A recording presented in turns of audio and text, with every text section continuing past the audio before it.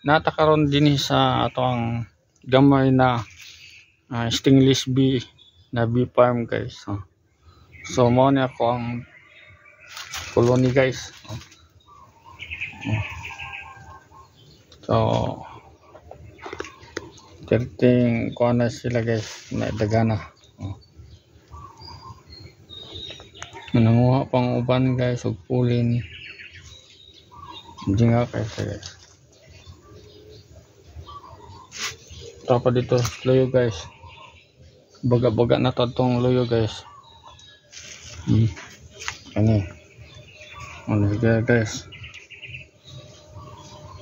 Kasi gitawag ni nato na cute na species.